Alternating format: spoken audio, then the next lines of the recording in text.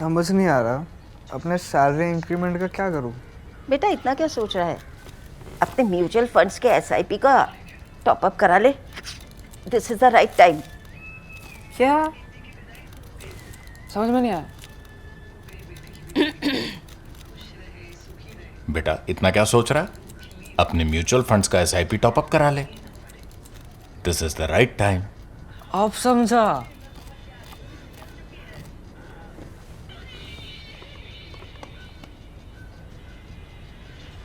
Mutual fund investments are subject to market risks. Read all scheme related documents carefully. India's crude oil trade has evolved from a purely economic transaction into a geopolitical test of strategic autonomy and a measure of the constraints in its energy policy.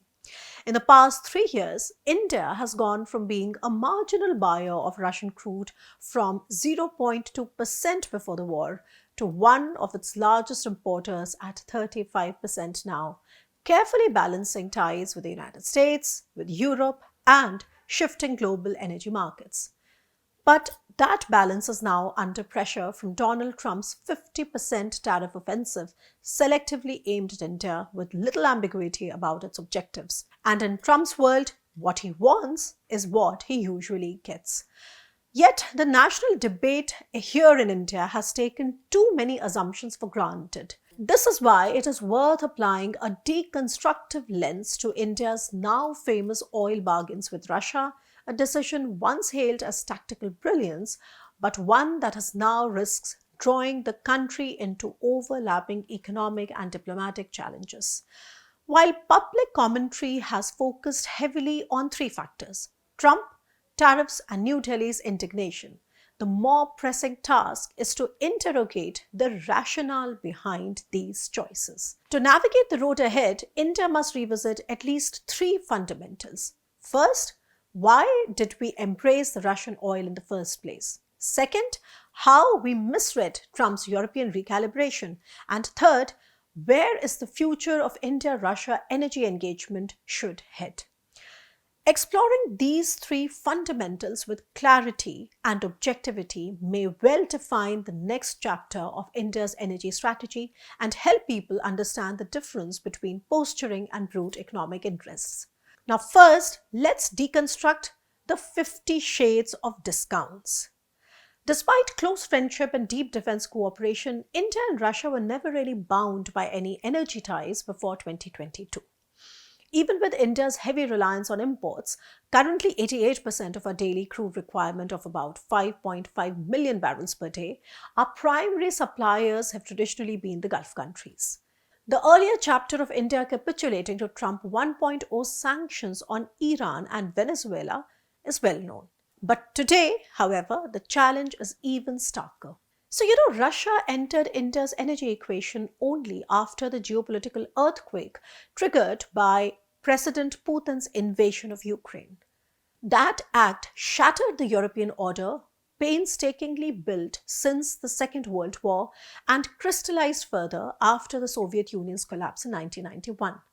Now, central to this upheaval was Putin's weaponization of energy. Europe's decade-long dependence on cheap Russian oil and gas became a vulnerability. In response, Europe undertook a dramatic diversification away from Russia. While the G7, the Group of Seven, imposed a $60 per barrel price cap on Russian crude in December 2022. The logic was clear.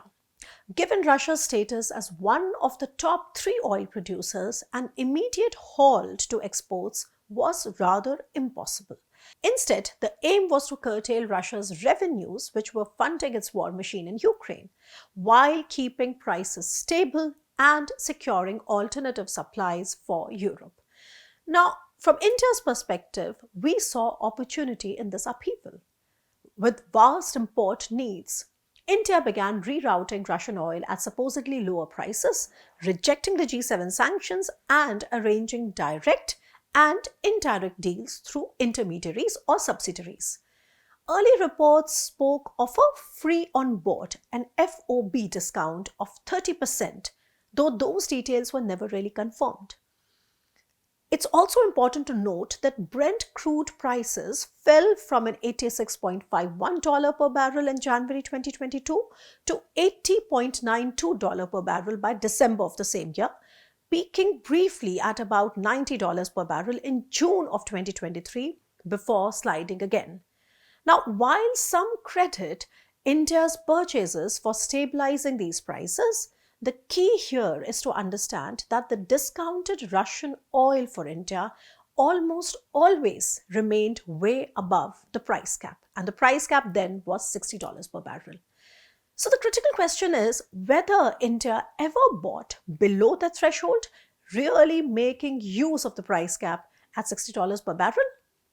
Now, reports suggest an average discount of not 30%, but only about $3 to $5 per barrel, which is hardly transformative, potentially offset by hidden costs and middlemen surcharges.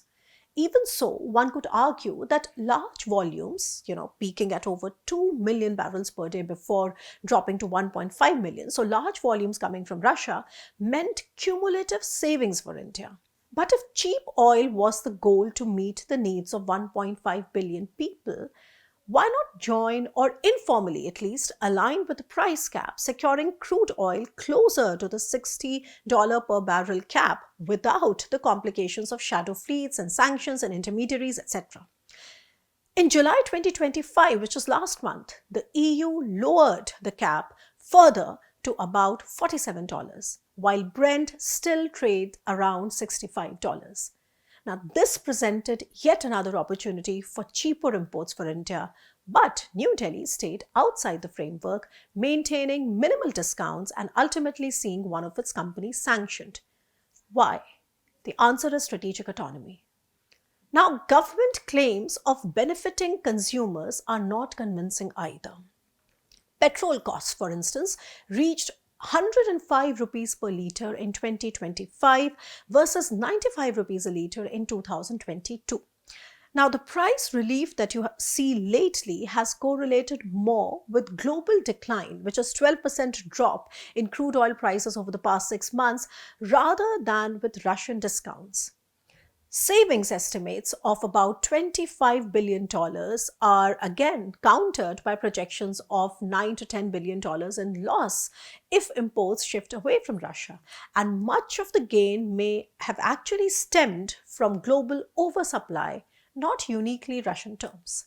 Now, from a taxpayer's perspective, why could we not secure 10 times, and this is at least 10 times more in savings by pressing Moscow for prices nearer the price cap, the first one as well as the second one, while sustaining high volumes that we were importing anyway? This would have preserved strategic autonomy while serving economic logic. Instead, India kept paying more, absorbed sanctions, and missed chances for deeper cost benefits. Now, it is true that Trump's current tariffs on India, set at 50%, are pretty unrelated to the EU's price cap. Trump's pivot on Ukraine has hardened the United States' demands that India stop buying Russian oil entirely, demands not similarly pressed on other partners. This has proven particularly damaging to New Delhi, and people here are very angry. But another irrelevant question is, why Trump would take such a stance towards a strategic partner his administration has often gone to the extent of calling an ally. And this brings us to the second fundamental. India did misread Trump's repivot to Europe. When Donald Trump returned to the White House earlier in January this year, India was rather smug. His criticism of Europe, mocking remarks about Denmark and Canada, and public praise for Putin, especially the Oval Office dressing down of President Zelensky, all of these were interpreted in New Delhi as vindication. And to be fair, India did stand to benefit from a US policy shift towards Russia.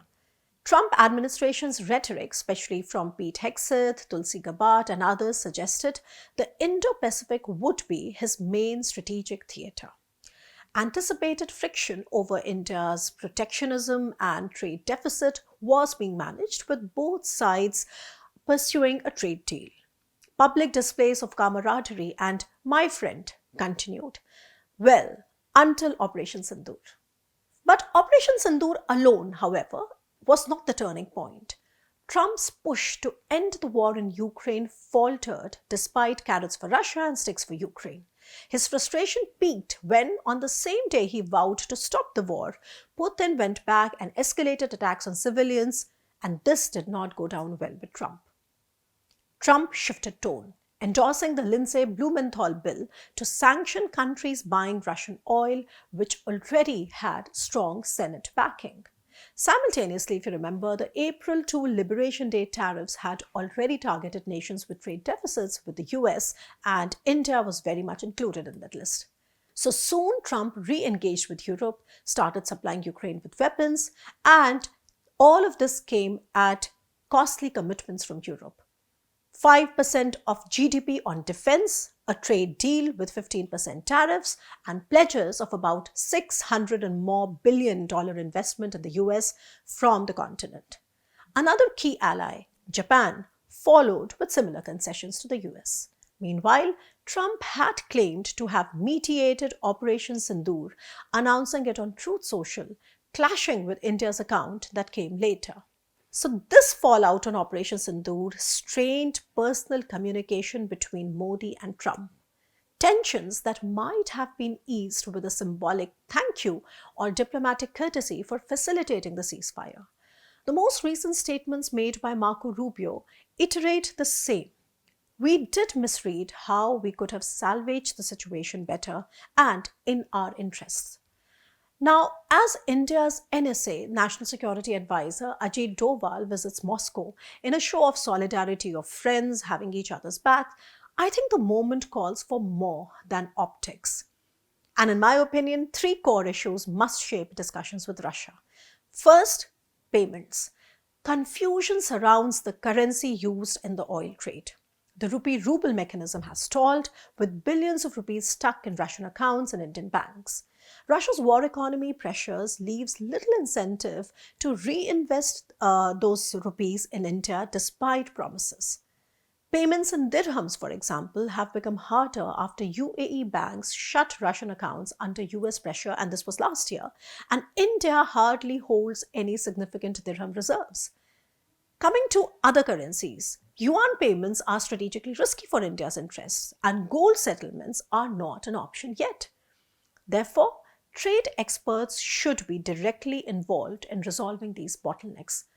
Frankly, I'm a little surprised why they didn't accompany the NSA to Moscow. Second, discounts. India avoided joining the sanctions regime, yet the discounts it received often failed to justify the political and economic risks. With imports from Russia already being cut and US crude purchases jumping to a whopping 51% in days, it's clear the discounted Russian oil was not cheap enough to offset sanctions or tariffs or even risk our global trade. Russia should now match its discounts with the new $47 per barrel price cap for the ongoing purchases from India to keep India encouraged. Third, parity with China. China remains Russia's largest energy buyer and reportedly enjoys far deeper discounts. India must demand equal treatment for remaining oil purchases. To conclude, I can say that the stakes are high. India-US trade totals $212 billion, with $85 billion in our exports, and the silver lining is that 40% of these exports are still exempt from tariffs.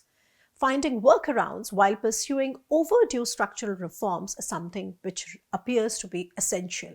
So the bottom line is strategic autonomy must be anchored in economic logic, ensuring national interest prevails over symbolic defiance before multipolarity turns into messier polarity. I'll be back to discuss this and more. Stay tuned.